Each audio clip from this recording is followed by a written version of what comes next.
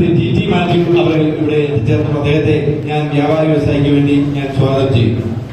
നമ്മുടെ കേരള പ്രദേശ് കോൺഗ്രസ് കമ്മിറ്റിയുടെ നിർവാഹക സമിതി അംഗം ശ്രീ തോമസ് കല്ലാടനെ ഞാൻ സ്വാഗതം ചെയ്യുന്നു. അഡ്വക്കേറ്റ് VK സന്തോഷ് കുമാർ CPIയുടെ സംസ്ഥാന കൗൺസിൽ അംഗമാണ്. അദ്ദേഹത്തെ ഞാൻ സ്വാഗതം ചെയ്യുന്നു.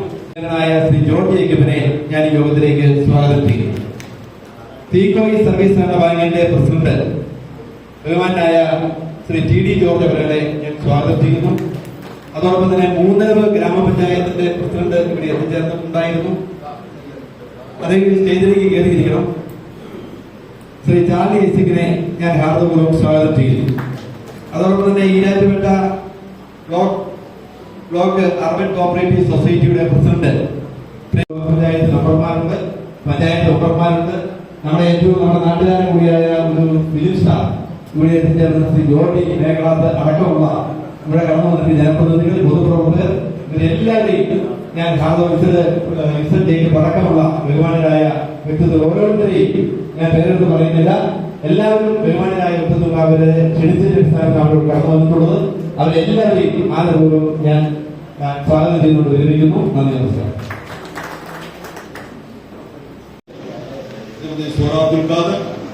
ഇന്നത്തെ ഈ യോഗത്തിന് കാരണക്കാരൻ നമ്മുടെ വിശിഷ്ടാതിഥി ഓസ്ട്രേലിയയിലെ നോർത്തേൺ ടെറിട്ടറിയുടെ യൂത്ത് അഫയേഴ്സിന്റെയും സ്പോർട്സ്, കലാകായിക സാംസ്കാരിക വകുപ്പുകളുടെയും മന്ത്രിയായ നമ്മുടെ നാടിന്റെ അഭിമാനം ശ്രീ ജിൻസൺ ആന്റോ ചാൾസ് കുന്നത്താനി, നമ്മുടെ block panchayat president Shrimathi Mariyamma Fernandez, ഹജ്ജ് കമ്മിറ്റി അംഗം കൂടിയായ P Muhammad Sakeer, urban bank president PH Noushad, വ്യാപാരി വ്യവസായി ഏകോപന സമിതിയുടെ സെക്രട്ടറി TD മാത്യു.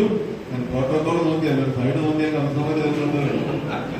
MLA യും MP ഒക്കെയായ ബഹുമാനായ മുതിർന്ന നേതാവ് ജോയ് എബ്രാഹിം, നമ്മുടെ DTUCയുടെ ഇന്റർനാഷണൽ കോൺഗ്രസിന്റെ വളരെ മുതിർന്ന നേതാവ് ശ്രീ തോമസ് കല്ലാട്, CPIയുടെ നേതാവ് സന്തോഷ് കുമാർ, ബ്ലോക്ക് കോൺഗ്രസ് കമ്മിറ്റിയുടെ പ്രസിഡന്റ് സതീഷ് കുമാർ, വളരെ മുതിർന്ന കോൺഗ്രസ് നേതാവ് ജേക്കബ് പാലാത്ത്, തീക്കോയി ബാങ്കിന്റെ പ്രസിഡന്റ് ശ്രീ TD ജോർജ്, മുതലോ panchayat president Shri Charlie Isaac, സദസ്സിലും നിരവധി ബഹുമാന്യരായ വിശിഷ്ട വ്യക്തിത്വങ്ങൾ ഇരിപ്പുണ്ട്. സമയപരിമിതി മൂലം ഞാൻ എല്ലാവരെയും പേര് പറഞ്ഞ് അഭിസംബോധന ചെയ്യുന്നില്ല. എങ്കിലും നമ്മുടെ മന്ത്രിയുടെ പിതാവടക്കം ഇവിടെ സന്നിഹിതരായിരിക്കുന്ന ഏറ്റവും ബഹുമാന്യരായ പ്രിയപ്പെട്ടവരെ, വളരെ ശ്രദ്ധേയമായതും വേറിട്ടതായതും ഒരു സമ്മേളനം എന്നതിനെ വിശേഷിപ്പിക്കാൻ ഞാൻ ആഗ്രഹിക്കുന്നു. നമ്മളൊക്കെ ധാരാളം സമ്മേളനങ്ങളും മീറ്റിങ്ങുകളും കൂടുന്നവരാണ്. പക്ഷെ ഇത്തരം ഒരു മീറ്റിംഗ് അപൂർവങ്ങളിൽ അപൂർവമാണ്. ഒരിക്കലും ഇത്തരം ഒരു സമ്മേളനത്തിൽ നമ്മൾ ആരും പങ്കെടുത്തിട്ടുണ്ടാവുമെന്ന് തോന്നുന്നില്ല. കാരണം ഒരു വിദേശ രാജ്യത്തെ മന്ത്രിയെ ആദരിക്കാൻ വേണ്ടിയുള്ള ഒരു അനുമോദന സമ്മേളനത്തിൽ എന്റെ ജീവിതത്തിൽ ഞാൻ പങ്കെടുത്തിട്ടില്ല. നിങ്ങൾ ആരും അങ്ങനെ പങ്കെടുത്തിട്ടുണ്ടാവുമെന്ന് കരുതുന്നില്ല. ഒരു പക്ഷേ ഇനി അങ്ങനെയൊന്നും പങ്കെടുക്കാൻ നമുക്ക് ഇടയാകുമെന്ന് കരുതുന്നില്ല. അതുകൊണ്ട് തന്നെ അപൂർവമായ ഒരു സമ്മേളനം എന്നതിനെ ഞാൻ വിശേഷിപ്പിക്കുക. അതോടൊപ്പം തന്നെ ഈ സമ്മേളനത്തിന് കാരണക്കാരനായ പ്രിയപ്പെട്ട ജിൻസനെ ഞാൻ ഈ നാടിന്റെ ജനപ്രതിനിധി എന്നുള്ളതിൽ ഇവിടെ സന്നിഹിതരായവരും അല്ലാത്തവരുമായ മുഴുവൻ പൊതുജനങ്ങളുടെയും പേരിൽ, മുഴുവൻ പൗരജനങ്ങളുടെയും പേരിൽ, പൊതുസമൂഹത്തിന്റെ പേരിൽ ആത്മാർത്ഥമായി എല്ലാ ആശംസകളും അർപ്പിക്കുകയാണ്. ഇവിടെ നമ്മുടെ രാജ്യത്ത് നിന്ന് ഒട്ടേറെ ആളുകൾ ഇപ്പോ വിദേശത്തേക്ക് പോയിക്കൊണ്ടിരിക്കുകയാണ്. അതിന് നമ്മൾ പലപ്പോഴും ഉത്കണ്ഠയും ആകുലതയും ഒക്കെ പ്രകടിപ്പിക്കാറുണ്ട്, പലവിധ കാരണങ്ങളാണ്. പക്ഷേ അവിടെ ചെന്ന് ഏതാണ്ട് എല്ലാവരും തന്നെ ജീവിത വിജയം നേടുന്നത് സ്വന്തമായ തൊഴിൽ മേഖലകളിലും അവരുടേതായ സ്വതസിദ്ധമായ ശൈലിയിൽ മാത്രമാണ്. പക്ഷെ അവിടെ ചെന്നിട്ട് സേവനത്തിന്റെയും ഭരണാധികാരത്തിന്റെയും ഒരു തലത്തിലേക്ക് കടക്കാനുള്ള ഒരു ആർജവും ഔന്നത്യവും കാഴ്ചപ്പാടും പ്രകടമാക്കുന്നവർ അപൂർവങ്ങളിൽ അപൂർവമാണ്. അങ്ങനെ ഒരു അപൂർവ വ്യക്തിത്വമായി ശ്രീ ജിൻസൺ ആന്റോ ചാൾസ് മാറി എന്നുള്ളത് ഏറെ അഭിമാനകരമാണ് എന്ന് സൂചിപ്പിക്കാൻ ഞാൻ ആഗ്രഹിക്കുകയാണ്. അതൊരുപക്ഷെ അദ്ദേഹത്തിന്റെ കുടുംബ മഹിമ കൊണ്ടാവും എന്ന് ഞാൻ കരുതുകയാണ്. കാരണം അദ്ദേഹത്തിന്റെ പിതൃ സഹോദരൻ നമുക്ക് എല്ലാവർക്കും അറിയാവുന്ന നമ്മുടെ പ്രിയങ്കരനായ ശ്രീ ആന്റോ ആന്റണി ദീർഘകാലമായി ഈ നാടിനെ ഇന്ത്യൻ പാർലമെന്റിൽ പ്രതിനിധിക്കുന്ന ആളാണ്. ജില്ലാ കോൺഗ്രസ് കമ്മിറ്റിയുടെ അധ്യക്ഷനായി അടക്കം പ്രവർത്തിച്ച് ഇപ്പൊ ഞാൻ മനസ്സിലാക്കുന്ന KPC പ്രസിഡന്റ് സ്ഥാനത്തേക്ക് വരെ പരിഗണിക്കപ്പെടുന്ന ഒരാളാണ് അദ്ദേഹം എന്നാണ്. അപ്പൊ തീർച്ചയായും ഒരു വലിയ രാഷ്ട്രീയ പാരമ്പര്യം. അതോടൊപ്പം അദ്ദേഹത്തിന്റെ പിതാവ് ചില്ലറക്കാരനല്ല. നമുക്കറിയാം ഈ സംസ്ഥാനത്തെ ഏറ്റവും വലിയൊരു പ്രബലമായ വിഭാഗമാണ് സഹകരണ സംഘം ജീവനക്കാർ. ആ ജീവനക്കാരുടെ ഏറ്റവും വലിയ സംഘടനയാണ് എംപ്ലോയീസ് ഫ്രണ്ട്. എംപ്ലോയീസ് ഫ്രണ്ടിനെ ദീർഘകാലം ഈ സംസ്ഥാനത്ത് നയിച്ച ഒരാളാണ് പ്രിയപ്പെട്ട. ദീർഘകാലമായി ഞാൻ ഒരു സഹകാരിയാണ്. ആ നിലയിലൊക്കെ വളരെ ഊഷ്മളമായ വ്യക്തിത്വം രാഷ്ട്രീയത്തിന് അതീതമായി കാലങ്ങളായി കാത്തു സൂക്ഷിക്കുന്ന പ്രിയപ്പെട്ട ചാൾസ്. ഇപ്പൊ നമുക്കറിയാം, കുടുംബത്തിൽ പഞ്ചായത്ത് മറ്റു പഞ്ചായത്ത് മെമ്പറായിരുന്നു, ബാങ്ക് പ്രസിഡന്റായിരുന്നു, നമുക്കറിയാം എല്ലാം വിശദീകരിക്കുന്നത്. ചുരുക്കത്തിൽ ഒരു രാഷ്ട്രീയ പാരമ്പര്യവും പൈതൃകവുമുള്ള ഒരു കുടുംബ പശ്ചാത്തലമാകാം ഒരുപക്ഷെ ജിൻസനെ അവിടെ ചെന്നിട്ടും രാഷ്ട്രീയ രംഗത്ത് സേവന രംഗത്ത് കർമ്മനിരതരാകാൻ പ്രേരിപ്പിച്ചത്. അവിടെ അദ്ദേഹം വിജയക്കൊടി നാട്ടി എന്നുള്ളതാണ് ഏറ്റവും ശ്രദ്ധേയമായ കാര്യം. അവിടെ പ്രബലമായ രാഷ്ട്രീയ രംഗത്ത് പതിറ്റാണ്ടുകളായി നിന്ന ആളുകളെ പരാജയപ്പെടുത്തിക്കൊണ്ടാണ് അദ്ദേഹം ഓസ്ട്രേലിയയിലെ ഏറ്റവും വലിയൊരു പ്രവിശ്യയായ പ്രോവിൻസായ നോർത്തേൺ ടെറിട്ടറിയുടെ അതിന്റെ കൗൺസിലിലേക്ക് തെരഞ്ഞെടുക്കപ്പെട്ടത്. അതിനുശേഷം അദ്ദേഹം മന്ത്രിയായി ഞാൻ മനസ്സിലാക്കിയത് സ്പോർട്സ്, യുവജനക്ഷേമം, കലാകായിക സാംസ്കാരിക വിഭാഗങ്ങൾ ഒക്കെ കൈകാര്യം ചെയ്യുന്ന ഒരു വകുപ്പ്, വിവിധ വകുപ്പുകളാണ് അദ്ദേഹത്തിന് കിട്ടിയിട്ടുള്ളത്. തീർച്ചയായിട്ടും അതിലൊക്കെ പ്രശോഭിക്കാൻ അദ്ദേഹത്തിന് കഴിയട്ടെ എന്ന് ഞാൻ ആശംസിക്കുകയാണ്. അപ്പൊ നമ്മൾ മനസ്സിലാക്കുന്ന ഒരു വലിയ യാഥാർത്ഥ്യം, ലോകം ഈ ഗ്ലോബലൈസേഷന്റെ കാലഘട്ടത്തിൽ ഈ യൂണിവേഴ്സ് ആകെ രാജ്യങ്ങളുടെ അതിർത്തികൾ ഭേദിച്ചുകൊണ്ട് ജനപദങ്ങൾ, ജനസഞ്ചയങ്ങൾ വിപുലീകരിച്ചുകൊണ്ടും എല്ലായിടത്തേക്കും വ്യാപിച്ചുകൊണ്ടിരിക്കുകയാണ്. ഇക്കഴിഞ്ഞ ഒരാഴ്ച മുമ്പ് എല്ലാ ലീഡിംഗ് ന്യൂസ് പേപ്പേഴ്സും 50 വർഷത്തിനപ്പുറമുള്ള 2050 വാർത്തകൾ എന്തായിരിക്കുമെന്ന് റിപ്പോർട്ട് ചെയ്ത് നിങ്ങൾ ചിലരെങ്കിലും ശ്രദ്ധിച്ചിട്ടുണ്ടാവും എന്ന് കരുതുകയാണ്. ഞാൻ ശ്രദ്ധിച്ചിട്ടുണ്ട്. അവിടെ കണ്ടത് ഒരു പ്രധാനപ്പെട്ട കാര്യം, രാജ്യങ്ങളുടെ അതിർത്തികളില്ല. രാജ്യങ്ങൾക്ക് അതിർത്തിയില്ല. ജനപദങ്ങൾ, ലോകം ഒരു ഗ്ലോബൽ കമ്മ്യൂണിറ്റിയായി മാറുന്നു. ഇപ്പൊ അതിന്റെ ലക്ഷണങ്ങൾ കാണിച്ചുകൊണ്ടിരിക്കുക. അമേരിക്കയിൽ നമുക്കറിയാം, ലോകത്തെ ഏറ്റവും പവർഫുൾ കൺട്രി, ലോക പോലീസ് എന്നൊക്കെ നമ്മൾ വിളിക്കുന്ന അമേരിക്കൻ പ്രസിഡന്റ് ഇപ്പൊ ജയിച്ച ഡൊണാൾഡ് ട്രംപിനെ എതിർത്തത് ആരാ? കമലാ ഹാരിസ്, ഒരു ഇന്ത്യൻ വംശജയാണ്. അവരുടെ പൂർവികർ ഇന്ത്യയിലെ തമിഴ്നാട്ടുകാരാണ്. തൊട്ടുമുമ്പ് ബ്രിട്ടനിൽ പ്രധാനമന്ത്രിയായിരുന്ന ഋഷി സുനക് ഇന്ത്യക്കാരനാണ്. എന്തിനേറെ ഇപ്പോ അമേരിക്കയുടെ വൈസ് പ്രസിഡന്റ് ആയിരിക്കുന്നത്, അതിന്റെ പേര് ഞാൻ മറന്നുപോയി, വൈസ് പ്രസിഡന്റിന്റെ ഭാര്യ ഉഷ ചിലുകുറി ആന്ധ്രക്കാരിയാണ്. ഞാൻ ഓർക്കുന്നു 10-30 വർഷം മുമ്പ് മൗറീഷ്യസ് എന്ന രാജ്യത്ത് അനിരുദ്ധ് ജഗന്നാഥ് എന്ന് പറയുന്ന ഒരു ഇന്ത്യക്കാരൻ പ്രസിഡന്റായി ഭരിച്ചിട്ടുണ്ട്. സിംഗപ്പൂരിൽ ഒരു ദേവൻ നായർ ഇന്ത്യക്കാരനായിരുന്നു, പ്രസിഡന്റായി ഭരിച്ചിട്ടുണ്ട്. എന്നിട്ട് അമേരിക്കയിൽ ഇത്തവണ ഡൊണാൾഡ് ട്രംപിന് എതിരായി പ്രൈമറികളിൽ മത്സരിച്ചവരിൽ ഒരാൾ ഇന്ത്യൻ വംശജനായ വിവേക് രാമസ്വാമിയാണ്.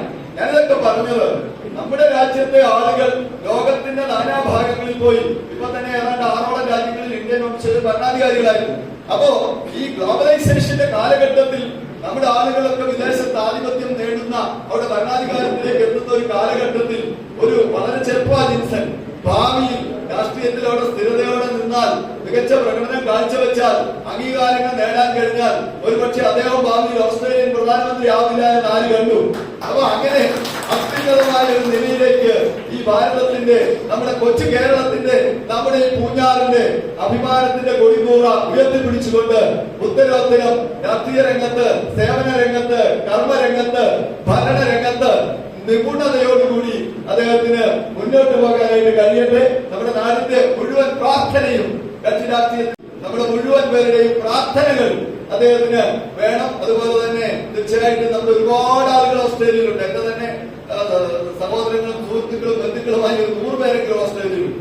അപ്പൊ നമ്മുടെയൊക്കെ വേണ്ടപ്പെട്ടവർ ഓസ്ട്രേലിയയിലുണ്ട്. അവരോടൊക്കെ പറയുക, ഇങ്ങനെ നമ്മളൊരു മന്ത്രി അവിടെയുണ്ട്, അദ്ദേഹത്തിന് വേണ്ട പിന്തുണയൊക്കെ കൊടുക്കണം, അദ്ദേഹത്തെ പ്രോത്സാഹിപ്പിക്കണം എന്നൊക്കെ പറഞ്ഞ് അദ്ദേഹത്തിന് ഇവിടെ ഇരുന്നുകൊണ്ട് നമുക്ക് ചെയ്യാൻ ഒത്താശയൊക്കെ ചെയ്യാം എന്ന് മാത്രം പറഞ്ഞുകൊണ്ട് ഈ പൗരസ്വീകരണം സംഘടിപ്പിച്ച പ്രിയപ്പെട്ട ജോമോൻ ഐക്യരെ അടക്കമുള്ള ഇതിന്റെ സംഘാടകരെ എല്ലാം പ്രത്യേകം അഭിനന്ദിച്ചുകൊണ്ട്, ഞാൻ യഥാർത്ഥത്തിൽ ഇവിടെ വരാൻ കഴിയില്ല. മിനിങ്ങാന്ന് വൈകിട്ട് ജോമോൻ എന്നോട് വിളിച്ച് പറയുന്നത്. അപ്പൊ എന്നോട് പറഞ്ഞു, നിയമസഭ ഉണ്ടെന്ന് കരുതിയാണ് ഞാൻ വല്ല വിളിക്കാതിരുന്നത്, നിയമസഭയിൽ ഇല്ല എന്ന് മനസ്സിലാക്കിയിട്ടുള്ളൂ വിളിക്കും. നമ്മൾ ജോമോന്റെ ചെറിയ പ്രശ്നമുണ്ടല്ലോ, ഞാൻ 4 മണിക്ക് മംഗളഗിരിയിലും 5 മണിക്ക് വഴിക്കടയിൽ വരെ. അപ്പൊ അതിനാണ്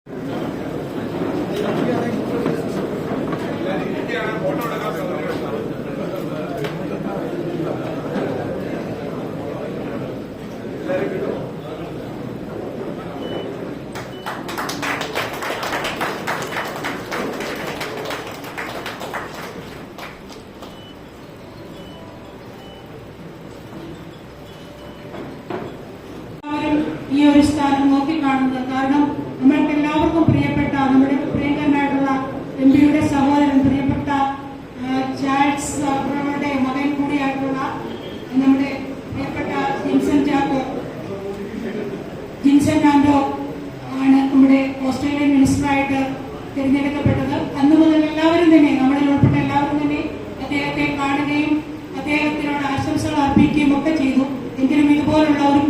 ചെയ്യുന്നതിലൂടെ പ്രൗഢഗംഭീരമായ ഒരു സദസ്സിലൂടെ അദ്ദേഹത്തെ ആദരിക്കേണ്ടത് അനിവാര്യത തോന്നിയതുകൊണ്ട് തന്നെയാണ് ഇതിന്റെ സംഘാടകർ ഇതുപോലുള്ളൊരു പ്രോഗ്രാം സംഘടിപ്പിച്ചത്.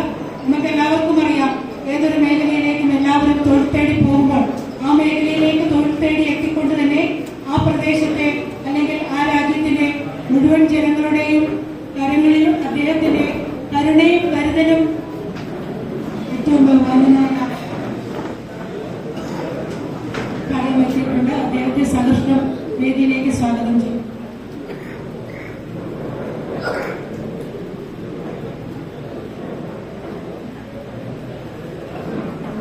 ഏതായാലും ഇതുപോലുള്ളൊരു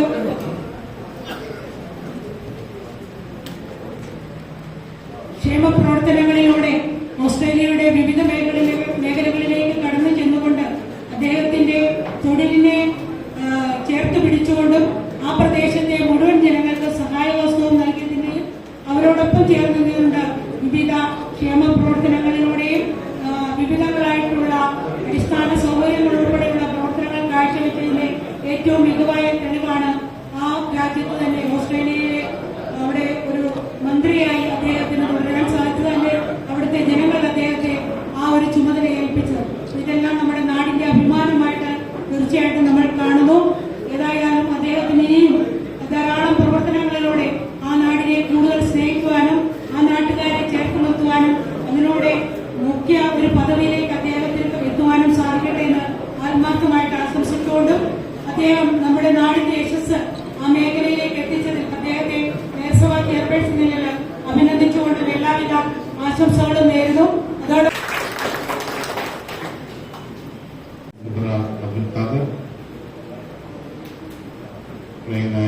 അദ്ദേഹം വന്നിട്ട് പോയി അനുഗ്രഹ പ്രഭാഷണം നൽകുന്ന ജോയി എബ്രഹാം XLP, അതുപോലെ സ്വാഗതം ആശംസിച്ച ബാർ അസോസിയേഷൻ സെക്രട്ടറി സ്വീകരണമായാണ് അദ്ദേഹത്തെ അനുമോദിക്കുന്ന ഈ അവസരത്തിൽ ഞാൻ ഈ എല്ലാവരുടെയും സന്തോഷത്തെ പ്രത്യേകമായി ഞാൻ അംഗീകരിക്കും. നമ്മുടെ നാട്ടിൽ നിന്ന് ഓസ്ട്രേലിയയിൽ കുടിയേറി പാർട്ടി അവിടെ പൊതുരംഗത്ത് പ്രവർത്തിച്ച് അവിടുത്തെ ഒരു സംസ്ഥാനത്ത് മത്സരിച്ച് ജയിക്കുകയും അതിനുശേഷം അവിടുത്തെ സംസ്ഥാന മന്ത്രിസഭയിൽ അംഗമാവുകയും ചെയ്യുന്നതുള്ളത് തീർച്ചയായിട്ടും നമുക്ക് എല്ലാവർക്കും വളരെ അഭിമാനകരമായിട്ട് ഓസ്ട്രേലിയ നമ്മുടെ ഏറ്റവും വലിയ രാജ്യം ഒരു ഭൂഖണ്ഡമാണ്. പക്ഷെ അവിടെ ഞാൻ മനസ്സിലാക്കുന്നിടത്തോളം 6 സംസ്ഥാനങ്ങളും 2 ടെറിട്ടോറിയൽ അഡ്മിനിസ്ട്രേഷൻ സംവിധാനമാണ്. മൊത്തം 8 സംസ്ഥാനങ്ങൾ വേണമെങ്കിൽ നമുക്ക് പറയാം. അതിൽ നോർത്തേൺ ടെറിട്ടറിയിലാണ് അദ്ദേഹം മത്സരിക്കുകയും ജയിക്കുകയും അതിനുശേഷം ഇപ്പോൾ മന്ത്രിസ്ഥാനത്തേക്ക് എത്തുകയും ചെയ്തു. എല്ലാവർക്കും അറിയാം, നമ്മുടെ പ്രിയപ്പെട്ട ആന്റണി MP-യുടെ സഹോദരന്റെ മകൻ കൂടിയാണ്. അപ്പോ ആ ഒരു പാരമ്പര്യം, പൊതുപ്രവർത്തന പാരമ്പര്യം അദ്ദേഹത്തിനുണ്ട്. അദ്ദേഹത്തിന്റെ ആന്റോയും സഹോദരങ്ങളെല്ലാം പൊതുരംഗത്ത് വളരെ സജീവമായിട്ട് പ്രവർത്തിക്കുന്നവരായിട്ടാണ് നമുക്ക് എല്ലാവർക്കും അറിയാം. അപ്പൊ ആ പാരമ്പര്യം കാത്ത് സൂക്ഷിച്ചുകൊണ്ട് തന്നെ അവിടെ നിന്ന് പൊതുരംഗത്ത് പ്രവർത്തിക്കാനുള്ള താല്പര്യമെടുത്തു എന്നുള്ളത് തീർച്ചയായും വളരെ സന്തോഷകരമാണ്. ഇന്നിപ്പോ നമ്മുടെ ആളുകൾ ഇവിടെ മാത്രമല്ല, ഓസ്ട്രേലിയയിലല്ല, അമേരിക്കയിലാണെങ്കിലും യൂറോപ്പിലാണെങ്കിലും ഗൾഫ് രാജ്യങ്ങളിൽ പിന്നെ അതിനുള്ള സാധ്യതയുണ്ടെന്നില്ല. മറ്റ് രാജ്യങ്ങളിൽ കുടിയേറി അവിടെ സെറ്റിൽ ചെയ്യുന്നവർ പൊതുരംഗത്ത് വരേണ്ടത് വളരെ ആവശ്യമാണ്. കാരണം ഇഷ്ടംപോലെ നമ്മുടെ ആളുകൾ വിദേശ രാജ്യങ്ങളിലേക്ക് പോവുകയും അവിടെ താമസമുറപ്പിക്കുകയും ഒക്കെ ചെയ്യുമ്പോൾ നമ്മുടെ ആളുകളുടെ കാര്യങ്ങളൊക്കെ നോക്കാൻ നമ്മുടെ നാട്ടുകാർ തന്നെ അവിടെ പൊതുരംഗത്ത് വരികയും തെരഞ്ഞെടുപ്പിലൊക്കെ മത്സരിച്ച സ്ഥാനത്തേക്ക് വരികയും ചെയ്യുന്നത് വളരെ പ്രയോജനം. കാരണം എന്തൊക്കെ പറയുന്നു, എത്രയൊക്കെ ജനാധിപത്യ അതുപോലെ തന്നെ ആ ഒരു ലിബറൽ രാജ്യങ്ങളാണ് എന്നൊക്കെ പറഞ്ഞാലും എല്ലാ സ്ഥലത്തും കുറെയൊക്കെ അങ്ങനെയൊക്കെയുള്ള കുറച്ച് സങ്കുചിതമായ കാഴ്ചപ്പാടുകളൊക്കെ സ്വാഭാവികമായും അത് അപ്പോ നമ്മുടെ ആളുകൾ അവിടെ ജീവിക്കുന്ന നമ്മുടെ ആളുകൾക്ക് അതിൻ്റെതായിട്ടുള്ള പ്രയാസങ്ങളും ബുദ്ധിമുട്ടുകളൊക്കെ സ്വാഭാവികമാണ്. നമ്മുടെ ആളുകളുടെ ആവശ്യങ്ങൾ കണ്ടറിഞ്ഞ് അതിനുവേണ്ടി പ്രവർത്തിക്കാനും അതിനുവേണ്ടി ശബ്ദമുയർത്താനും നമ്മുടെ നാട്ടുകാർ തന്നെ വന്നാൽ അത് വളരെ പ്രയോജനമായി എന്ന് പറയേണ്ടതായിരുന്നു. ഗാന്ധിജി തന്നെ നമുക്കറിയാം, ഒരു പ്രവാസിയായി സൗത്ത് ആഫ്രിക്കയിൽ ചെന്ന് കേസ് വാദിക്കാൻ പോയതാണ്. അതിനുശേഷം അവിടുത്തെ ആ സമൂഹത്തിൽ അദ്ദേഹം നമ്മുടെ നാട്ടുകാർ ഇന്ത്യക്കാർ നേരിടുന്ന പ്രശ്നങ്ങൾ കണ്ടത് അദ്ദേഹം അവിടെ തന്നെ താമസം തുടരുകയും വക്കീൽ പണിയൊക്കെ ഉപേക്ഷിച്ച് അദ്ദേഹം പൊതു സേവന രംഗത്തേക്ക് ഇറങ്ങുകയാണ് ഉണ്ടായത്. അതിലൂടെ അദ്ദേഹം പിന്നീട് നമ്മുടെ രാജ്യത്തിന് സ്വാതന്ത്ര്യം നേടിത്തരുന്ന നിലയിലേക്ക് ഉയർന്നു. ലോകം ആദരിക്കുന്ന ഒരു പക്ഷേ ലോകത്ത് ഇതിനാൾ ജീവിച്ചിരിക്കുമെന്ന് പറഞ്ഞാൽ വരും തലമുറകൾ വിശ്വസിക്കുന്നില്ല എന്നുവരെ പറയുന്ന തലത്തിലേക്ക് അദ്ദേഹം ഉയർന്നു എന്നുള്ളതാണ് നമുക്ക് ഇന്നത്തെ ചരിത്രം. അപ്പോൾ ലിൻസിനെ സംബന്ധിച്ചിടത്തോളം അവിടെ ഈ ദീർഘകാലം പൊതുരംഗത്ത് പ്രവർത്തിക്കാനുള്ള അവസരമുണ്ട്. അവിടുത്തെ സിറ്റിസൺഷിപ്പ് എടുത്ത സാഹചര്യത്തിലെ സിറ്റിസണായി, അപ്പൊ ഓസ്ട്രേലിയക്കാരനായി. അപ്പൊ ഓസ്ട്രേലിയക്കാരനായ സ്ഥിതിക്ക് സാധ്യതകൾ ഇനിയും അങ്ങനെ തുറന്നു കിടക്കുകയാണ്. അപ്പൊ നന്നായി പ്രവർത്തിച്ച ഉയരങ്ങളിലേക്ക് പോകട്ടെ എന്നാണ് എനിക്കും ഈ അവസരത്തിൽ നിങ്ങൾ എല്ലാവരോടും ഒപ്പം ചേർന്ന് ആശംസിക്കാറുണ്ട്. അവിടെയൊക്കെ ആകുമ്പോൾ സാധ്യതകൾ ഇഷ്ടംപോലെ ഉണ്ട്.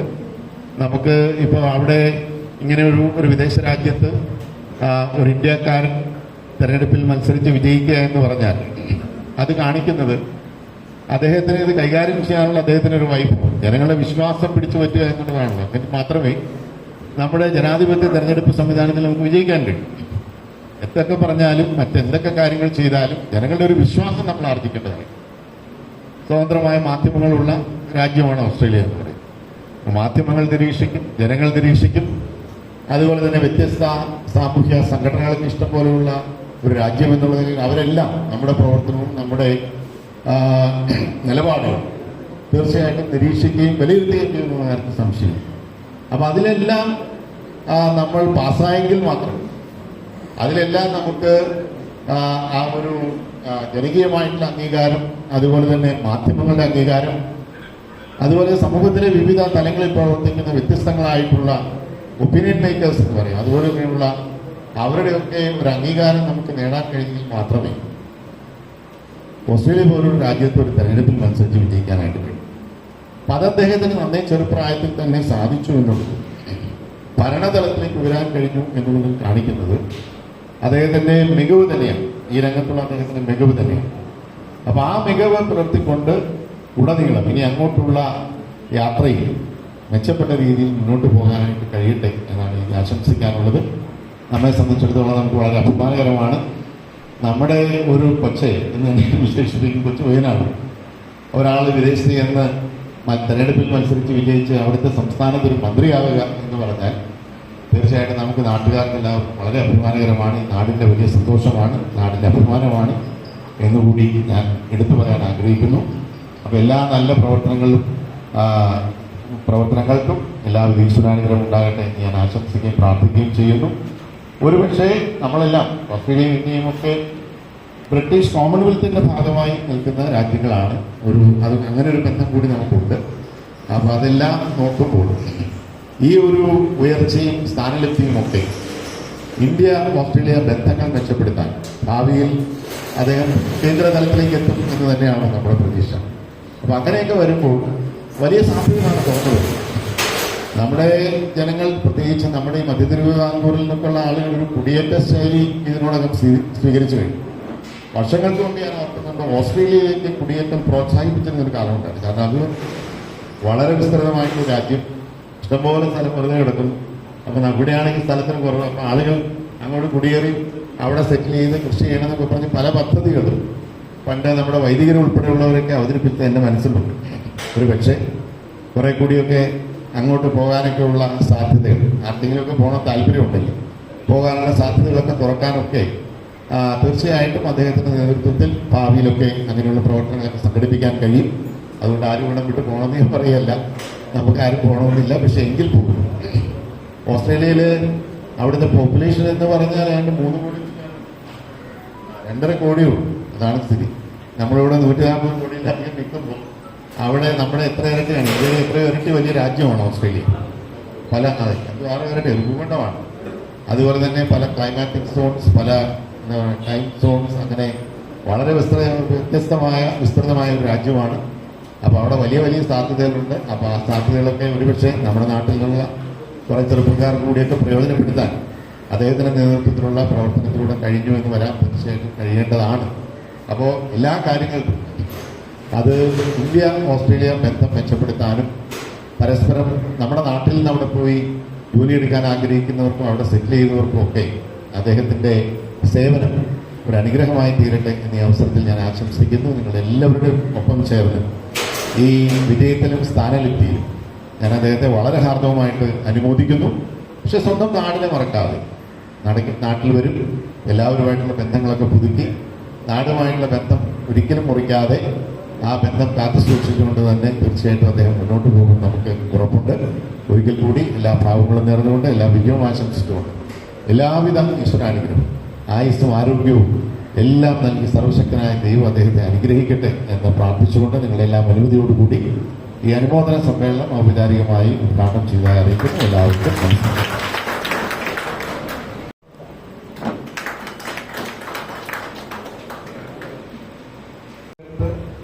ഓസ്ട്രേലിയയിൽ സംഭാവന ചെയ്തതാണ്. ആദ്യത്തെ അഭിനന്ദനം ചാൾസിനാണ്. തന്നെയുമല്ല, വിത്തുകുളം പത്തുകുളം എന്നാണ് പറയുന്നത്. ആ നിലയിലല്ല ശ്രീ ജിൻസനെ ഞാൻ പ്രത്യേകമായിട്ടാണ് അഭിനന്ദിക്കുന്നത്. കാരണം ഓസ്ട്രേലിയയെക്കുറിച്ച് നമ്മളൊക്കെ കേട്ടിട്ടുണ്ട്. ഞങ്ങളൊക്കെ പഠിക്കുന്ന കാലത്ത് ഫ്രാൻസ് ഒന്ന് ഓർമ്മപ്പെടുത്തി. എനിക്ക് തോന്നുന്നു 7ാമത്തെ ഭൂഖണ്ഡം അല്ലേ, 7 ഭൂഖണ്ഡങ്ങളാണ്, അമേരിക്കയും ആഫ്രിക്കയൊക്കെ ഉൾപ്പെടെ യൂറോപ്പ് ഉൾപ്പെടെ 7ാമത്തെ ഭൂഖണ്ഡം എന്ന് പറഞ്ഞ് ചേന കളർത്തി വെച്ചതുപോലെ മാപ്പില് ഭൂഖണ്ഡത്തിലെ രാജ്യം. എനിക്ക് ഓസ്ട്രേലിയയുമായിട്ടൊരു ചെറിയ ബന്ധം 35 വർഷത്തിന് മേലുണ്ട്. എൻ്റെ സഹോദരി അവിടെ പോയി, ഹസ്ബൻഡ് ഉണ്ടായിരുന്നു, പിള്ളേരുമായി. പക്ഷെ എനിക്ക് ഇന്നുവരെ അവിടെ പോകാൻ കഴിഞ്ഞിട്ടുണ്ട് പല കാരണങ്ങളും. പക്ഷെ അത് കഴിഞ്ഞ് ഇപ്പോ അന്ന് ഒരു കാലഘട്ടത്തിൽ ജോലിക്ക് വേണ്ടിയൊക്കെ ആളുകൾ പോകും. അത് കഴിഞ്ഞ് ഇവിടെ കുട്ടികൾ പഠിക്കാൻ വേണ്ടി കുട്ടികൾ പോകും. ഇപ്പം മൈഗ്രേഷൻ.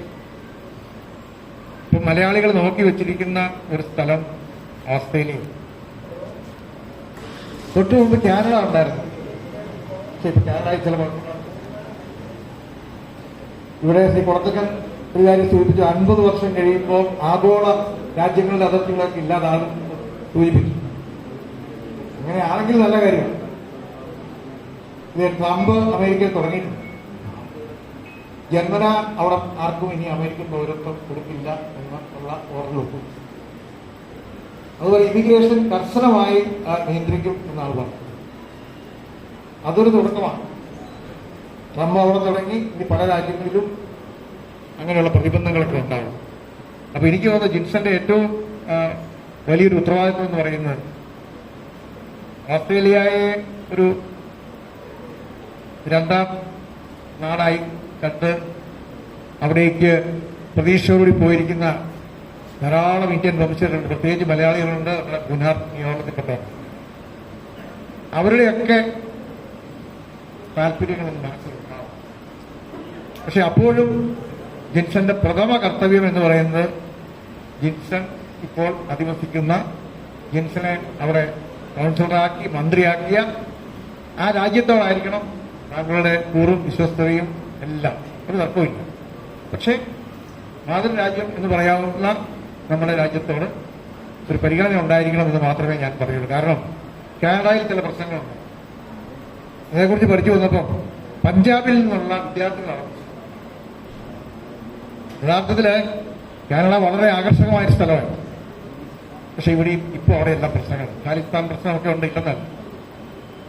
അപ്പൊ അതുകൊണ്ട് ഞാൻ എന്റെ വാക്കുകൾ ഉപസംഹരിക്കുകയാണ്.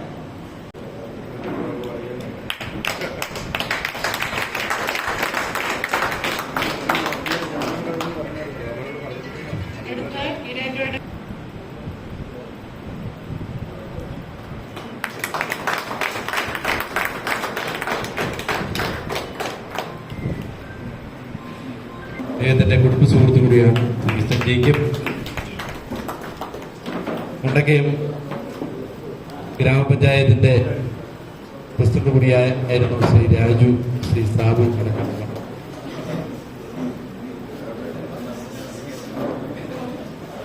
മുൻ ബ്ലോക്ക് പഞ്ചായത്ത് പ്രസിഡന്റ് ശ്രീമതി ഓമന ഗോപാലൻ. അദ്ദേഹത്തിന് 6 മണിക്ക് തന്നെ ഇവിടുന്ന് പോകണം എന്നാണ് പറഞ്ഞിട്ടുള്ളത്.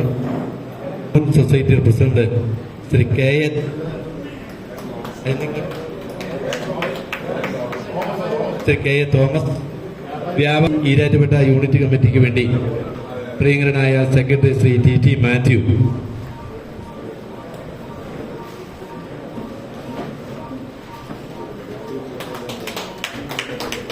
ഈരാറ്റുപേട്ട തലപ്പനം ഗ്രാമപഞ്ചായത്ത് മണ്ഡലം കോൺഗ്രസ് കമ്മിറ്റിക്ക് വേണ്ടി പ്രസിഡന്റ് ശ്രീ ഗോപാലകൃഷ്ണൻ,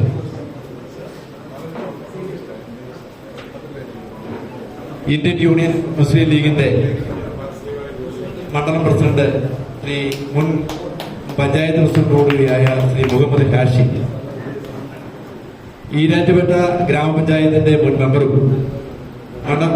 ഈരാറ്റുപേട്ട മണ്ഡലം കോൺഗ്രസ് കമ്മിറ്റിയുടെ പ്രസിഡന്റുമായ ശ്രീ അനസ് നാസർ ആരോപണം ചെയ്തു. ചുരുങ്ങിയ 12-ാം തീയതി ഞായറാഴ്ച പ്രഭാത പ്രാർത്ഥനയ്ക്ക് പോയിട്ട് വീട്ടിൽ വന്നപ്പോൾ ഫോൺ ശബ്ദിച്ചു. എടുത്തപ്പോൾ അങ്ങേ തലയ്ക്കൽ ശ്രീ ചാൾസ് ആന്റണിയാണ്.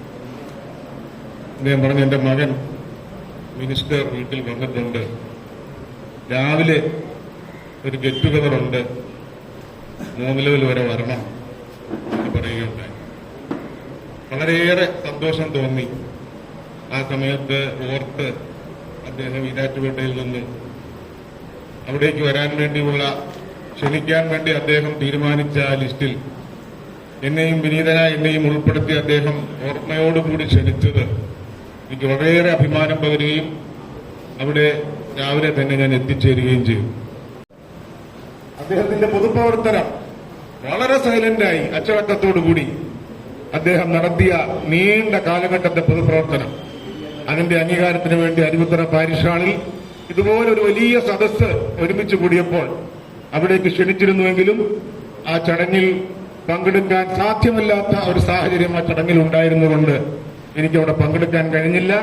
ഇന്ന് ഈ വേദിയിൽ വെച്ച് പ്രിയങ്കരനായ സക്കറിയാസ് തുടിപ്പാറയ്ക്ക് അന്ന് രാവിലെ വീട്ടിൽ പോയി ഞാൻ ആശംസകളും പ്രാർത്ഥനകളും നേർന്നിരുന്നു. ഈ ചടങ്ങിൽ വെച്ച് അതിന് പകരമായി ഈ ചടങ്ങിനെ ഉപയോഗപ്പെടുത്തി സക്കറിയാസ് തുടിപ്പാറ എന്ന മഹാവ്യക്തിത്വത്തിന്റെ 100ാം ജന്മദിനത്തിലുള്ള ആശംസ കൂടി ഞാൻ ഈ അവസരത്തിൽ സാബു പാത്തോട്ടത്തിന് കൈമാറുന്നു. അദ്ദേഹം അത് അദ്ദേഹത്തിന് കൈമാറട്ടെ. എല്ലാവരെയും ഒരിക്കൽ കൂടി സ്നേഹത്തോടുകൂടി അനുസ്മരിക്കുകയും ദീർഘകാലം ഓസ്ട്രേലിയൻ പൊതുജീവിതത്തിൽ വലിയ സമർത്ഥമായ നിലയിൽ പ്രവർത്തിച്ച് നമ്മുടെ പ്രിയങ്കരനായ MLA സൂചിപ്പിച്ചതുപോലെ എത്താൻ കഴിയുന്ന എല്ലാ മേഖലകളിലേക്കും ചെന്നെത്തുവാൻ അദ്ദേഹത്തിന് കഴിയട്ടെ എന്ന് ആശംസിക്കുന്നു. നമസ്കാരം. ഈ യോഗത്തിന്റെ അധ്യക്ഷ ഈരാറ്റുപേട്ട മുനിസിപ്പൽ ചെയർപേഴ്സൺ സുഹറ അബ്ദുൽ ഖാദർ, പ്രിയപ്പെട്ട Francis George M P, advocate Joy Abraham M P, വേദിയിലും സദസ്സിലുമായുള്ള മറ്റു പ്രിയ നേതാക്കളെ, ഈ നാട്ടിലെ നല്ലവരായ നാട്ടുകാരെ, ഞാനിവിടെ വന്നിട്ടിപ്പം 2 ആഴ്ചയോളമായി. ഓഗസ്റ്റ് മാസത്തിലാണ് ഞാൻ MLA തിരഞ്ഞെടുക്കപ്പെടുന്നത്. സെപ്റ്റംബറിലാണ് ഒരു മന്ത്രിയായി ഞാൻ അവിടെ സത്യപ്രതിജ്ഞ ചെയ്യുന്നത്. അന്ന് പപ്പായും അമ്മയും കൂടെ ഉണ്ടായിരുന്ന ഒരു 3 മാസത്തോളം അവിടെ വരാൻ വേണ്ടിയിട്ട് കുട്ടികളുമായിട്ട് സമയം സ്പെൻഡ് ചെയ്യാൻ വേണ്ടി ആ സമയത്ത് വന്നിരുന്ന ഇലക്ഷൻ തിരക്കുകളും മറ്റു കാര്യങ്ങളൊക്കെ ആയിട്ട്. അപ്പം അവർ ആ ചടങ്ങിന് സാക്ഷ്യം വഹിക്കാൻ സാധിച്ചു ആ സമയത്ത്. അതുപോലെ തന്നെ എൻ്റെ പഠനകാലത്ത് ഒരു 12 വർഷത്തോളമുള്ള പഠനകാലത്തിൽ ആദ്യത്തെ ഒരു 4 വർഷം ഞാനിവിടെ അരുവിത്രയും പിന്നീട് ഒരു 6 വർഷക്കാലം പാലാ സെൻവൻസിലും വീണ്ടും +2 കാലഘട്ടം വീണ്ടും Aruvithura saint George higher secondary സ്കൂളിലാണ് ഞാൻ പഠിച്ചത്. അപ്പോൾ ഈരാറ്റുപേട്ടയിൽ ഒത്തിരി അനവധി സുഹൃത്തുക്കളും ബന്ധുക്കളും എനിക്ക് തോന്നുന്നു ഈ സദസ്സിലിരിക്കുന്നതിൽ ഓൾമോസ്റ്റ് ഒരു 50% ആൾക്കാരെ എനിക്ക് നേരിട്ട് അറിയാവുന്ന ആളുകളാണ്. അതോടൊപ്പം തന്നെ അവിടെ ചെന്നതിന് ശേഷമാണെങ്കിലും ഷിയാസ് ഉൾപ്പെടെയുള്ള ഇവിടുത്തെ പൊതുരംഗത്ത് നിൽക്കുന്ന പല കാലഘട്ടങ്ങളിലും ഇപ്പം പ്രളയം വന്നപ്പോഴാണെങ്കിലും കോവിഡ് വന്നപ്പോഴാണെങ്കിലും എല്ലാം ഓരോ കാര്യങ്ങളുമായിട്ട് പല രീതിയിൽ ബന്ധപ്പെട്ടിരുന്നു. അപ്പം ഇന്നും സൗഹൃദം കാത്തു സൂക്ഷിക്കുന്ന എൻ്റെ ഇടവക വാക്കുകളാണെങ്കിലും പറ്റുവാണെങ്കിൽ അരുവിത്രപ്പള്ളി വരുന്ന ഒരാളാണ് ഞാൻ. കാരണം പഠിക്കുന്ന കാലഘട്ടത്തിൽ എല്ലാം തന്നെ എൻ്റെ സുഹൃത്തുക്കളെല്ലാം ഉള്ളത് അരുവിത്രയോടും ഈരാറ്റുപേട്ടയിലും മലയച്ച പൂഞ്ഞാറും ചേർന്ന് നടന്ന പ്രദേശങ്ങളിലാണ്. അപ്പം ഞാൻ എനിക്കൊന്ന് പല വേദികളിലും പറഞ്ഞതുപോലെ തന്നെ ഞാൻ എന്തെങ്കിലും പറയാണ്ട് ഞാൻ ആഗ്രഹിക്കുന്ന വെച്ചിട്ടുണ്ടെങ്കിൽ അവിടുത്തെ പൊളിറ്റിക്സും ആയിട്ട് ഒരു താരതമ്യപ്പെടുത്താൻ വേണ്ടിയിട്ട് ഞാൻ എന്താണ് അവിടെ എങ്ങനെയാണ് ഇതിലോട്ട് വന്നതെന്ന് ജസ്റ്റ് ഞാൻ സൂചിപ്പിക്കുന്നു. അപ്പം 18 മാസങ്ങൾക്ക് മുൻപാണ് ലിബറൽ പാർട്ടി, അതായത് അവിടെ ലേബർ പാർട്ടിയും ലിബറൽ പാർട്ടിയും ഉണ്ട്. ലിബറൽ പാർട്ടി വലതുപക്ഷ ആശയങ്ങളും ലേബർ പാർട്ടി ഇടതുപക്ഷ ആശയങ്ങളും ആയി മുന്നോട്ട് പോകുന്ന പാർട്ടികളാണ്. അപ്പം അതിലെ ലിബറൽ പാർട്ടി നല്ല കാൻഡിഡേറ്റ്സ് ആകാൻ താല്പര്യമുള്ളവർ പാർട്ടി അംഗങ്ങളല്ലെങ്കിലും താല്പര്യം അറിയിക്കുക എന്നുള്ളൊരു പരസ്യം ചെയ്യുകയും ഞാൻ അവിടുത്തെ മലയാളി അസോസിയേഷൻ മറ്റു കാര്യങ്ങളുമായിട്ട് പ്രവർത്തിക്കുമ്പോൾ 1-2 പേർ എൻ്റെ അടുത്ത് ഇതിനെക്കുറിച്ച് ചോദിക്കുകയും ചെയ്യുന്നത്. ഞാനത് ചിന്തിച്ചതിന് ശേഷം ഞാൻ എൻ്റെ ആപ്ലിക്കേഷൻ ഞാൻ സബ്മിറ്റ് ചെയ്തു, ഒരു ബയോഡാറ്റ തയ്യാറാക്കി. അതോടൊപ്പം തന്നെ ഇവിടുത്തെ ക്രിമിനൽ റെക്കോർഡ് ഹിസ്റ്ററി എന്ന് പറയുന്നൊരു നമുക്ക് ക്രിമിനൽ ഹിസ്റ്ററി ഒന്നും ഇല്ല എന്നുള്ളൊരു സംഭവം ഉറപ്പ് കൊടുക്കണമായിരുന്നു. അത് രണ്ടും സബ്മിറ്റ് ചെയ്തു. അതിനുശേഷം ഒരു ഷോർട്ട് ലിസ്റ്റിംഗ് പ്രോസസ്സ് ഉണ്ടായിരുന്നു, ഒരു ഇന്റർവ്യൂ പ്രോസസ്സ് ഉണ്ടായിരുന്നു. എൻ്റെ അടുത്ത് ആവശ്യപ്പെട്ടിരുന്ന 10 മിനിറ്റോളം ദൈർഘ്യമുള്ള ഒരു പ്രസംഗം തയ്യാറാക്കി ഞാൻ ആരാണെന്നും ഞാൻ എന്താണ് ചെയ്യാൻ ആഗ്രഹിക്കുന്നുള്ള കാര്യങ്ങൾ ഒരു 10 മിനിറ്റ് സംസാരിക്കുക. ഇതൊരു 14 അംഗ പാനലിന് മുന്നിലായിരുന്നു. അതോടൊപ്പം തന്നെ അതിനുശേഷം ഒരു 45 മിനിറ്റോളം നിൽക്കുന്ന ഒരു ഇന്റർവ്യൂ പ്രോസസ്സ് ഉണ്ടായിരുന്നു. ഈ 14 പേരിൽ നിന്ന് അതിന് ഒബ്സർവറായിട്ട് പാർട്ടിയുടെ കേന്ദ്ര കമ്മിറ്റിയിൽ നിന്ന് ഒരാളോടെ ഉണ്ടായിരുന്നു. പ്രോസസ്സെല്ലാം കൃത്യമായിട്ട് ഫോളോ ചെയ്യുന്നുണ്ടെന്ന് ഉറപ്പുവരുത്താൻ വേണ്ടിയിട്ട്. അതിനുശേഷം അവർ പ്രിപ്പയർ ചെയ്ത റാങ്ക് ലിസ്റ്റ് സെൻട്രൽ കമ്മിറ്റിയിൽ പോയി അവിടെ അത് വോട്ടിനിട്ടാണ് ഒരു സ്ഥാനാർത്ഥിയായിട്ട് പ്രഖ്യാപിക്കുന്നത്. അത് ഏതാണ്ട് ഇലക്ഷൻ 6 മാസത്തോളം മുൻപായിരുന്നത് അവർ ചെയ്തിരുന്നത്. അപ്പം ഒരു 6 മാസത്തോളം എനിക്ക് സ്ഥാനാർത്ഥിയായിട്ട് പ്രഖ്യാപിച്ചതിന് ശേഷം ആളുകളുമായിട്ട് സംസാരിക്കാനുള്ളതും അവരെ പല പല സാഹചര്യങ്ങൾ കാണാനും അല്ലെങ്കിൽ വീടുകളിൽ പോയി സംസാരിക്കാനുള്ള അവസരമുണ്ട്. ആ ഒരു സന്ദർഭങ്ങളിലെല്ലാം ഞാൻ മനസ്സിലാക്കിയൊരു കാര്യം, എനിക്ക് തോന്നുന്നത് ഇന്ത്യയിൽ എവിടെയാണെങ്കിലും പുറത്തുനിന്ന് ഒരാൾ വന്ന് ഇവിടെ സ്ഥാനാർത്ഥിയായിട്ടുണ്ടെങ്കിൽ അവർ അംഗീകരിക്കുമെന്ന് എനിക്ക് തോന്നുന്നില്ല. നമുക്ക് മുൻ സാഹചര്യങ്ങളുമുണ്ട്. രാജ്യം ഭരണത്തിലോട്ട് വന്നപ്പോൾ തന്നെ സോണിയാഗാന്ധിയുടെ പ്രധാനമന്ത്രിയാകുമെന്ന് പറഞ്ഞപ്പോൾ എത്രത്തോളം പ്രശ്നങ്ങൾ ഇവിടെ ഉണ്ടായതാണല്ലോ. ഞാൻ പ്രതിനിധീകരിക്കുന്ന മണ്ഡലത്തിൽ 70% അവിടുത്തെ ലൊക്കേഷൻസ് അല്ല വെള്ളക്കാരെന്ന് പറയുന്ന വിഭാഗത്തിലുള്ള ആൾക്കാരാണ്. ഇത് ലോകത്തിന്റെ നാനാഭാഗത്തു നിന്നുള്ള ആളുകൾ ഇവിടെ ഉണ്ട്. അതോടൊപ്പം തന്നെ 10-13% അവിടുത്തെ അബോറിജിനൽസ് ആയിട്ടുള്ള ആദിമ സമൂഹം എന്നറിയപ്പെടുന്ന അബോറിജിനൽസ് ആൾക്കാരാണുള്ളത്.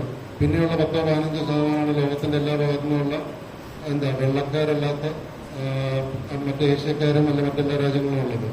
ആ ഒരു മണ്ഡലത്തിൽ ഞാൻ ഇവിടെ നിന്നപ്പോഴത്തേക്കും അവിടെ എനിക്ക് ഒരിക്കൽ പോലും ഒരു റേസിസത്തിന്റെ മറ്റൊരാളിന്റെ ഒന്നും എനിക്ക് അനുഭവപ്പെട്ടിട്ടേ ഇല്ല. നമ്മുടെ എല്ലാം പത്രമാധ്യമങ്ങളിലും മറ്റു കാര്യങ്ങളൊക്കെ നമ്മൾ കാണാം, അല്ലെങ്കിൽ ക്രിക്കറ്റ് മത്സരങ്ങളൊക്കെ കാണാൻ പറ്റും. ഓസ്ട്രേലിയ റേസിസം അല്ലെങ്കിൽ വംശീയത അങ്ങനെയുള്ള പ്രശ്നങ്ങളുള്ള ഒരു ഏരിയ പറ്റും. അത് എല്ലായിടത്തും ഉള്ള പോലെ നല്ല മനുഷ്യരും മോശമായ മനുഷ്യരും അവിടെ ഉണ്ട്. അത് ഭൂരിഭാഗം മനുഷ്യരും നല്ല മനുഷ്യരാണ്. വളരെ കുറച്ച് ആളുകൾക്ക് അങ്ങനെ പ്രശ്നങ്ങളുള്ളവരുണ്ടായിരിക്കും. പക്ഷെ എൻ്റെ ഒരു യാത്രയിൽ ഒരിക്കൽ പോലും എനിക്ക് ആ ഒരു പ്രശ്നം തോന്നിയിട്ടില്ല. അവർ വളരെ താല്പര്യത്തോടെയാണ് നമ്മളെ കണ്ടത്. എന്താണ് നമ്മൾ മുന്നോട്ട് വെക്കുന്ന ആശയങ്ങളെന്ന് മാത്രമാണ് എൻ്റെ അടുത്ത് ചോദിച്ചിട്ടുള്ളത്. എനിക്കതിലെ ഏറ്റവും കൗതുകരമായിട്ടുള്ള ഒരു സംഭവം എന്ന് വെച്ചിട്ടുണ്ടെങ്കിൽ, ഞാൻ വഴിയരികിൽ ഒരു മൊബൈൽ ഓഫീസ് എന്ന് പറയുന്നൊരു കോൺസെപ്റ്റ് ഉണ്ട്. നമ്മൾ വഴിയുടെ സൈഡിൽ നിന്ന് ആളുകളെ കാണാൻ ശ്രമിക്കുമ്പോൾ ഒരു 75-78 വയസ്സുള്ള ഒരാൾ വണ്ടി വന്ന് നിർത്തിയിട്ട് എൻ്റെ അടുത്ത് ഇറങ്ങി വന്ന് വളരെ ഗൗരവത്തോടെ നടന്നു വന്ന് എൻ്റെ അടുത്ത് ചോദിച്ചു. ആളുടെ വരവ് കണ്ടപ്പോൾ ഞാൻ ഓർത്തി ഇയാളെൻ്റെ എന്തോ പറയാൻ വേണ്ടി വരുന്നതാണ് എന്നാണ് എനിക്ക് തോന്നുന്നത്. എൻ്റെ അടുത്ത് നേരെ ചോദിച്ചാൽ, നീ ഇപ്പോൾ വായിക്കുന്ന ബുക്ക് ഏതാണെന്ന് ചോദിച്ചു. ഏത് പുസ്തകമാണ് നീ ഇപ്പോൾ വായിക്കുന്നത്, ആരുടെ ബുക്കാണ് നീ ഇപ്പോൾ വായിക്കുന്നത് എന്ന് ചോദിച്ചു. ഞാൻ പറഞ്ഞു, വായന എന്ന ശീലം ഞാൻ ചെറുപ്പം മുതൽ ഉണ്ടാക്കാൻ ശ്രമിച്ചു. പക്ഷേ എനിക്ക് ആ ഒരു ശീലത്തോടെ എത്താൻ പറ്റിയിട്ടില്ല. പക്ഷേ ഞാൻ ആരോഗ്യ മേഖലയായിട്ട് ബന്ധപ്പെട്ട് ജോലി ചെയ്യുന്നുണ്ട്. ജേർണൽ ആർട്ടിക്കിൾസ് അല്ലെങ്കിൽ അങ്ങനെയുള്ള കാര്യങ്ങളായിട്ട് അപ്ഡേറ്റഡ് ആണ്. ഇന്റർനാഷണൽ പൊളിറ്റിക്സ് എന്നുള്ള കാര്യങ്ങൾ അപ്ഡേറ്റഡ് ആണ്. ന്യൂസുകൾ കാണുന്നതിനെ പറഞ്ഞു. അപ്പോൾ പുള്ളിയുടെ അടുത്ത് പറഞ്ഞൊരു കാര്യമുണ്ട്. ആ പുള്ളിയെ ചോദിക്കാൻ കാരണം, പുള്ളിക്ക് ആ സമയത്ത് ഗവൺമെന്റിലുണ്ടായിരുന്ന പലരുടെയും പ്രവർത്തനങ്ങളെക്കുറിച്ച് വലിയ താല്പര്യങ്ങളില്ലായിരുന്നു. അപ്പം പുള്ളി വോട്ട് ചെയ്യാൻ പോകുന്ന കാൻഡിഡേറ്റിന്റെ ആ ക്വാളിറ്റി ഒന്ന് അളക്കുക എന്നുള്ളൊരു ഉദ്ദേശത്തോടെയാണ് പുള്ളിയുടെ ഞാൻ പുള്ളിയുടെ അടുത്ത് ചോദിച്ചത്, എന്തുകൊണ്ടാണ് എൻ്റെ അടുത്ത് ഇങ്ങനെ ഒരു ചോദ്യം ചോദിച്ചത്. ഇപ്പം എൻ്റെ അടുത്ത് പുള്ളി എൻ്റെ അടുത്ത് ഉദാഹരണം പറഞ്ഞതാണ്, ഇപ്പോൾ ഇരിക്കുന്ന പല ആളുകൾക്കും ഇങ്ങനെയുള്ള ബാക്ക്ഗ്രൗണ്ട് ഇല്ല, അല്ലെങ്കിൽ അവർ പൊളിറ്റിക്കൽ സ്റ്റാഫായിട്ട് നിന്നതിന് ശേഷം ആ ഒരു ഇതിലോട്ട് വന്നു. ഇപ്പം നേരെ മറിച്ച് ലിബറൽ പാർട്ടി അവിടെ ചെയ്തൊരു കാര്യം എന്ന് വെച്ചിട്ടുണ്ടെങ്കിൽ, എൻ്റെ അവിടെ UK ഓക്സ്ഫോർഡ് യൂണിവേഴ്സിറ്റിയിൽ നിന്ന് ബിരുദം അല്ലെങ്കിൽ ഡോക്ടറേറ്റ് എടുത്തൊരു ടെൻസിൽ റഹ്മാൻ എന്ന് പറയുന്ന ബംഗ്ലാദേശി പൗരന്യം പറയത്തില്ല, ടെൻസിലിന്റെ ഗ്രാൻഡ് ഫാദറായിട്ട് 1971 യുദ്ധത്തിന് മുമ്പ് അങ്ങോട്ട് മൈഗ്രേറ്റ് ചെയ്തതാണ്. അപ്പം അതോടൊപ്പം തന്നെ ടീച്ചർമാരായിട്ടുള്ള ആളുകളുണ്ട്. രാഷ്ട്രീയ പാരമ്പര്യം ഒത്തിരിയുള്ള ആളുകളെല്ലാം ഇതിലോട്ട് വന്നിരുന്നു. അവരാകെ നോക്കിയിരുന്നതെന്ന് വെച്ചിട്ടുണ്ടെങ്കിൽ, ഒരു ക്യാബിനറ്റ് അല്ലെങ്കിൽ ഒരു മിനിസ്ട്രി ഫോം ചെയ്യുമ്പോൾ അവർക്ക് അതിൻ്റെ അകത്ത് ആവശ്യമായുള്ള സ്കില്ലുള്ള ആളുകളെ അവർ തേടി ഒരു രീതിയിലാണ് അവർ അവരുടെ കാൻഡിഡേറ്റ്സിനെ പ്രത്യേകിച്ച്. അതുകൊണ്ടാണ് ഞാൻ പറഞ്ഞത് മറ്റേ സെൻട്രൽ കമ്മിറ്റിയിലോട്ട് പോയിട്ടൊരു വോട്ടെടുപ്പുണ്ടെന്ന് പറഞ്ഞത്. കാരണം ഓരോ മണ്ഡലത്തിലും അവരുടെ നമ്മുടേതായ രീതിയിലുള്ള പ്രകടനം നടത്തിയിരുന്നെങ്കിലും അവർ മൊത്തത്തിലുള്ള ഒരു സന്തുലിതാവസ്ഥ നോക്കും. കാരണം പ്രത്യേകിച്ചൊരു വിഭാഗത്തിൽ നിന്നുള്ള ആളുകൾ മാത്രമാകാൻ പാടില്ല, എല്ലാ ആളുകൾക്കും തുല്യമായ റെപ്രസെന്റേഷൻ വേണമെന്നുള്ളൊരു കോൺസെപ്റ്റ് ഉള്ളതുകൊണ്ട് ആ രീതിയിലാണ് അവിടെ കാര്യങ്ങൾ ചെയ്തത്. അപ്പം അതാണ് എനിക്ക് തോന്നുന്നു അവിടുത്തെ ഒരു പ്രോസസ്സിനെ കുറിച്ച് പറയുന്നത്. കാരണം പലരും പല രീതിയിൽ ഇതിനെ വ്യാഖ്യാനിക്കുന്നത് ഞാൻ കേട്ടിട്ടുണ്ട്. അപ്പൊ ഞാനായിട്ട് പറയുകയാണെങ്കിൽ ഒരു കൺഫ്യൂഷൻ ഉണ്ടാകത്തില്ല. പിന്നെ അതുപോലെ തന്നെ ഓസ്ട്രേലിയയിലെ നേരത്തെ MP അല്ലെങ്കിൽ MLA പറഞ്ഞ ഓസ്ട്രേലിയയിലെ നോർത്തേൺ ടെറിട്ടറിയിലെ മന്ത്രിയാണ് ഞാൻ. ഓസ്ട്രേലിയയുടെ മന്ത്രിയല്ല. ഇപ്പൊ ഒന്ന് രണ്ട് ചെറിയ തിരുത്തുകൾ ഞാൻ കേൾക്കുമ്പോൾ ഞാനത് പറയും. കാരണം അത് തിരുത്തേണ്ട എന്റെ ഉത്തരവാദിത്തം കൂടെയാണ്. പിന്നെ 3 ആഴ്ചത്തെ അവധിക്കാണ് ഞാൻ വന്നത്. വളരെ ചുരുങ്ങിയ പരിപാടികൾ മാത്രമാണ് എന്റെ മനസ്സിലുണ്ടായിരുന്നത്. അതോടൊപ്പം തന്നെ 4ാമത്തെ 3 പരിപാടിയാണ് എന്റെ മനസ്സിലുണ്ടായിരുന്നത്. പഠിച്ച സ്കൂളായ saint Vincent saint George LF അല്ലെങ്കിൽ കോളേജിലൊന്ന് പോകണം. അപ്പൊ 4ാമത്തെ പരിപാടിയായിട്ട് എന്റെ അടുത്ത് പറഞ്ഞു, പപ്പ പറഞ്ഞാണ് ഈരാറ്റുപേട്ടയിൽ ഒറ്റ പരിപാടി എന്ന് പറഞ്ഞു. എനിക്കൊന്ന് ഈരാറ്റുപേട്ടയിൽ എത്രാമത്തെ പരിപാടിയാണ്, 2 അല്ലെങ്കിൽ 3 അല്ലെങ്കിൽ 4ാമത്തെ പരിപാടിയാണ്. പക്ഷെ ആ 4ാമത്തെ പരിപാടിയായിട്ട് ഇടപിടിച്ച പരിപാടി ഇതായിരുന്നു. കാരണം ജോമൻ ചേട്ടൻ ഉൾപ്പെടെയുള്ള ഇവിടുത്തെ ആളുകളുമായിട്ടുള്ള ദീർഘകാലമായിട്ടുള്ള ബന്ധമുള്ളപ്പോൾ അത് പറഞ്ഞപ്പോൾ ഒഴിവാക്കാൻ പറ്റത്തില്ലാത്തതുകൊണ്ട് ഞാനത് എഗ്രി ചെയ്തു. പക്ഷെ ആദ്യമായി തന്നെ അവസാനമായ ക്ഷമാപണം കൂടെ പറയുകയാണ്. കാരണം അവിടെ 4:30 എത്തേണ്ടതായിരുന്നു. ഞങ്ങൾ കോട്ടയത്ത് ഇവിടെ എത്തിയപ്പോഴത്തേക്ക് 5 മണിയായി. ഇനി തിരിച്ച് പുതുപ്പള്ളിയിൽ 6:30 ഒരു പരിപാടി പറഞ്ഞു, 7 മണിക്ക് എത്തുമെന്നും പറഞ്ഞിട്ടുണ്ട്. അപ്പൊ നാളത്തോടെ ഞാൻ എന്റെ പൊതുപരിപാടികൾ ഞാൻ നിർത്തുകയാണ്. പിന്നെ ഒരു 3-4 ദിവസം കഴിയുമ്പോഴത്തേക്കും തിരിച്ചു പോകണം. തിങ്കളാഴ്ച വീണ്ടും പാർലമെന്റിലോട്ട് പോകേണ്ടതാണ്. അപ്പം എല്ലാവരെയും കണ്ടതിൽ വളരെ സന്തോഷം. ഞാൻ നേരത്തെ പറഞ്ഞിരുന്ന പോലെ ഒത്തിരി പരിചിതമായ മുഖങ്ങളുണ്ട്. പപ്പാടെ ഒത്തിരി ഫ്രണ്ട്സിനെ കാണാൻ പറ്റുന്നുണ്ട്. ഇവരെല്ലാം ചെറുപ്പത്തിൽ ഞാൻ കുട്ടിയേരമ്പുന്നുണ്ട് വീടുകൾ കണ്ട മുഖങ്ങൾ തന്നെയാണ്. അപ്പം ഇങ്ങനെ ഒരു സ്വീകരണം ഒരുക്കിയ ഇവിടുത്തെ പൗരസമിതിക്ക് എല്ലാവിധ നന്ദിയും ഞാൻ രേഖപ്പെടുത്തുന്നു. അതോടൊപ്പം തന്നെ ഇവിടെ എത്തിച്ചേർന്ന ഓരോരുത്തർക്കും നന്ദി പറഞ്ഞോടെ നിർത്തുന്നു. നന്ദി, നമസ്കാരം.